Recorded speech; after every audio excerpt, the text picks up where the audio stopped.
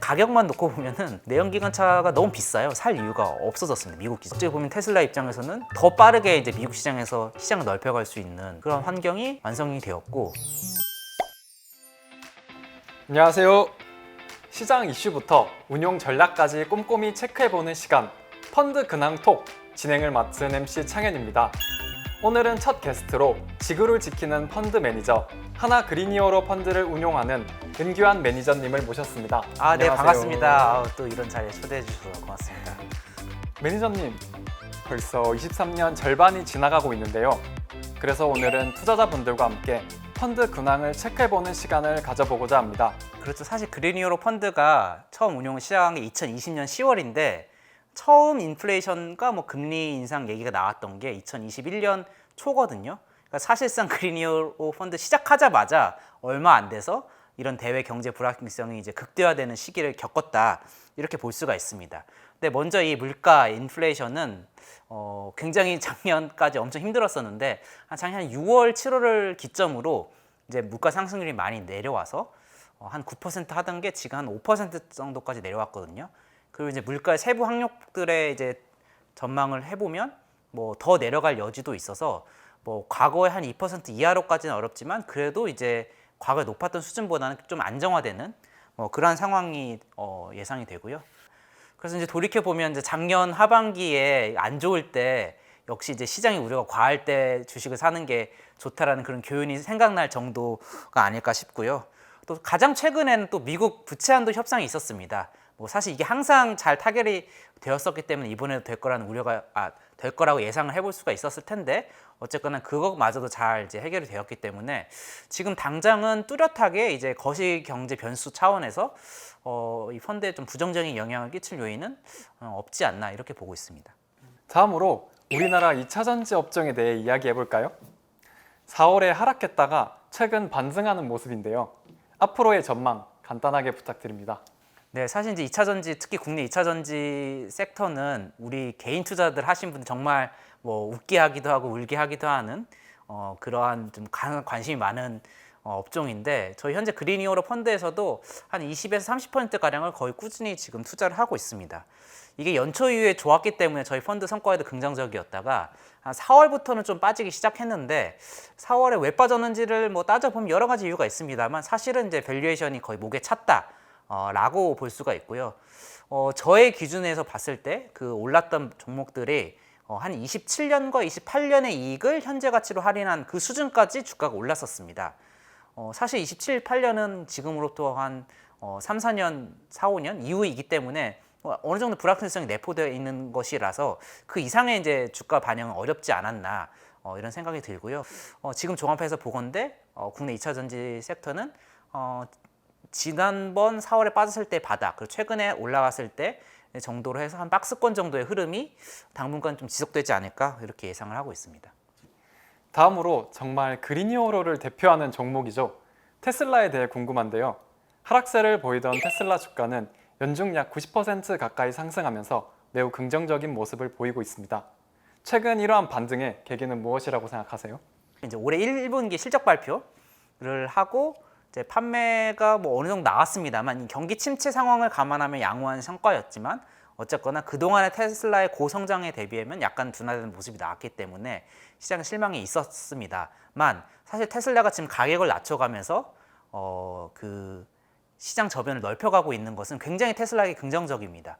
일단 경쟁사들은 테슬라처럼 이런 전략을 펼칠 수도 없을 만큼 수익성이 안 좋은 상황이고요. 테슬라만 가격을 낮출 수가 있는데 자동차라는 제어는 가격 탄력성이 굉장히 높은 재화여서 조금만 가격을 낮춰도 소비자 저변이 많이 늘어납니다. 그래서 더 많은 차를 팔 수가 있게 되는데 더 많이 팔게 되면 또 비용이 낮아지는 이 규모의 경제 효과로 그런 선순환이 가능하기 때문에 테슬라는 사실은 시간이 지나면 사실 이길 수밖에 없는 게임이다. 저는 일단 이렇게 보고 있고요.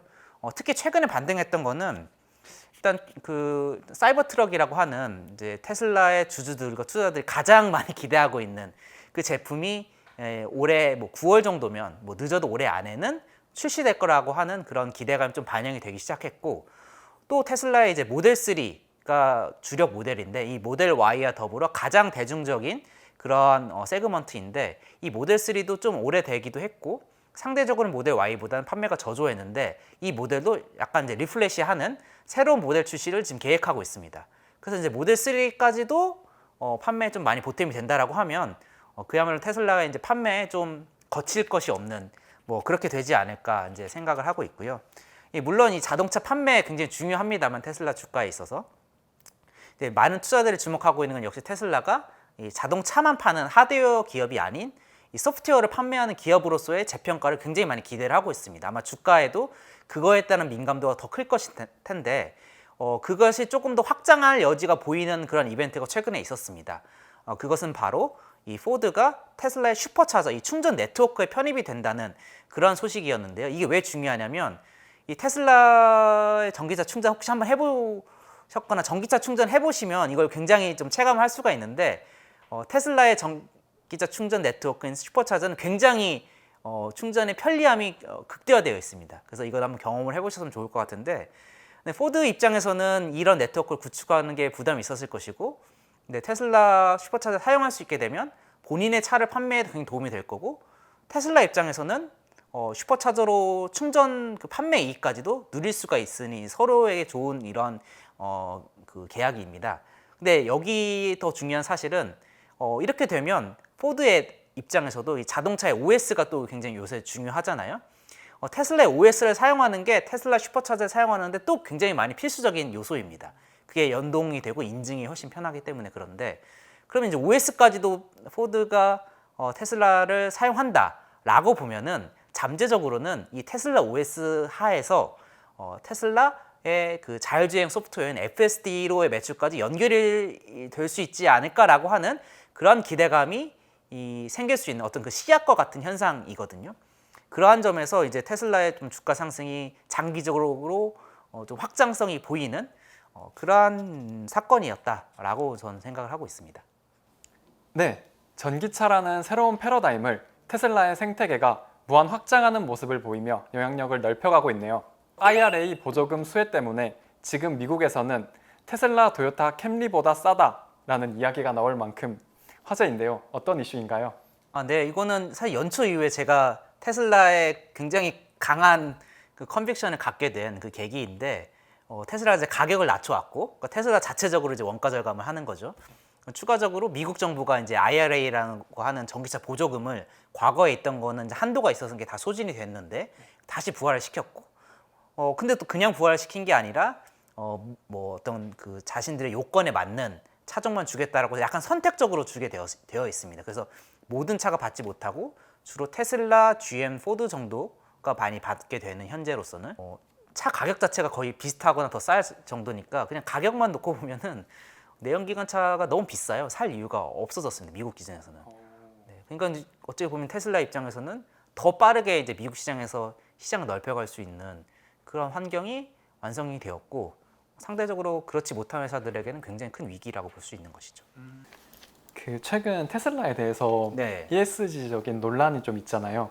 ESG요? 네네. 네, 과연 테슬라 기업이 ESG 기업이 맞는지에 대한 논란이 있는데 네. 그 장면이 굉장히 뜨거웠습니다. 네. 어떻게 혹시 생각하세요?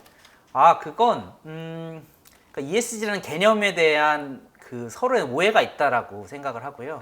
뭐 굳이 말하면 뭐 ESG 기업은 아닐 수도 있는데 사실 이제 중요한 거는 기업의 어떤 경영 활동이나 이런 판매 행위가 지구의 지속 가능성을 높이는 쪽으로 기여하느냐 그렇지 않느냐인데 그것은 ESG라는 말보다는 그냥 임팩트라는 말이 조금 더 정확하거든요. 그래서 실제로 테슬라는 ESG 보고서는 내지 않고 테슬라 임팩트 보고서를 내고 있습니다. 그 임팩트의 관점에서는 어떠냐라고 이제 다시 생각해 볼 수 있잖아요. 그거는 거의 압도적으로 전 세계 거의 모든 기업 중에서 압도적인 1위입니다. 사실 테슬라가 이제 자동차뿐만 아니라 지금 이제 태양광 ESS, 특히 ESS에 투자를 엄청 많이 하고 있는데 이 ESS가 저희 그린 히어로 펀드에서도 굉장히 주목하는 이 섹터인데 제일 중요합니다. 거의 어찌 보면. 왜냐면 재생에너지가 늘어가는 데 있어서 ESS가 적절히 보급되지 않으면 전력망 운영이 거의 불가능해지기 때문에 ESS가 많아지는 게 굉장히 중요한데 또 여기서도 테슬라가 제일 잘하고 있거든요. 그럼 결국 재생에너지 보급에서도 테슬라가 많은 기여를 하고 있다는 것인데 그렇게 따지면 종합적으로는 뭐 테슬라만한 기업이 없는 것이죠. 네. 그 인공지능이 기후위기, 더 나아가 이제 탈탄소 전환, 온실가스 줄이는데 어떤 식으로 도움이 되냐. 중국 시장이 상당히 부진한데요. 언제쯤 좋아질 수 있을까요? 9월에 아시안 게임을 항저우에서 하기 때문에 그래서 블랙락 레리핑크 회장도 여기 굉장히 관심 있게 강조를 많이 하잖아요. 저도 같은 생각이고요.